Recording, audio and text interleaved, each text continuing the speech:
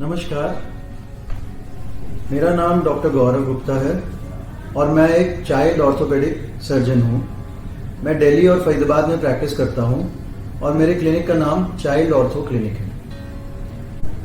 आज हम बात कर रहे हैं ब्रेकियल प्लेक्सस बर्थ पाल्सी के बारे में और आज का क्वेश्चन है कि ये कितने प्रकार की होती है। तो ब्रेकियल प्लेक्सस इंजरी तो बड़ों को भी हो सकती है और बच्चों को भी, लेकिन हम बात कर रहे हैं बर्थ पाल्सी की, यानी डिलीवरी के दौरान ब्रेकियल प्लेक्सस के खिंचने के कारण जो इंजरी हुई है उसके बारे में। टाइप्स की अगर हम बात करें तो इसको कई तरीके से क्लासिफाई किया जा सकता है, जिसमें से जो मोस्ट कॉमन टाइप है उसमें हम सीवियरिटी ऑफ इंजरी के बारे में बात करते हैं। ब्रेकियल प्लेक्सस, जैसे मैंने बोला कि एक नसों का गुच्छा है जो हमारे अपर लिम्ब को सप्लाई करता है।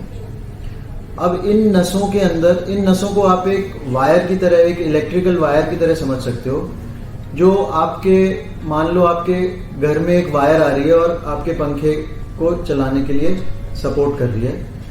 अब इस वायर की कई इंजरी हो सकती है। या तो ये दब सकती है, दबने के कारण वो करंट प्रॉपरली पास नहीं करेगा और वो पंखा नहीं चलेगा, या फिर वो उखड़ सकती है। अब उसके अंदर भी एक वायर होती है, या अंदर की वायर टूटी है या बाहर और अंदर दोनों टूट गई हैं, या फिर वो वायर मेन सर्किट बोर्ड से उखड़ गई है। इसी तरीके से ये जो ब्रेकियल प्लेक्सस की नसें हैं, खिंचाव के कारण इनमें सूजन आने से दबाव आ सकता है, जिससे मूवमेंट रुक जाती है हाथों की। इसको न्यूरोप्रैक्सिया कहते हैं और ये ऑलमोस्ट सभी केसेस में पूरी तरीके से रिकवर हो जाता है। टोटल नंबर ऑफ केसेस में 70% केसेस में न्यूरोप्रैक्सिया होता है। इसके अलावा ये नसें कट जाती हैं, या तो इंटरनल वायर्स या इंटरनल एंड एक्सटर्नल वायर्स, उसको न्यूरोटमेसिस कहते हैं। और उन केसेस में पार्शियल रिकवरी होती है, क्योंकि रिपेयर जब उनकी होती है तो कुछ वायर्स एक दूसरे से कनेक्ट हो जाती हैं, कुछ नहीं हो पाती और कुछ क्रॉस कनेक्ट हो जाती हैं, जिसके कारण कई मूवमेंट्स एक साथ होने लगेंगी।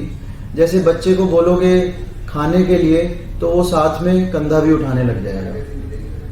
इसको को कॉन्ट्रैक्शन भी बोलते हैं। और तीसरी कंडीशन है जिसमें वो वायर उखड़ ही गई है, उसको एक्सॉन्टमेसिस बोलते हैं या अवल्जन इंजरी बोलते हैं, और उस केस के अंदर बिल्कुल रिकवरी नहीं होगी। और पार्शियल रिकवरी और अवल्जन इंजरीज में हमें नर्व सर्जरीज करनी पड़ती हैं, जिसके अंदर हमें कई बार नर्व का ग्राफ्ट लेना पड़ता है और उसको रिपेयर करना पड़ता है, उसको लगाना पड़ता है नसों के बीच में। धन्यवाद।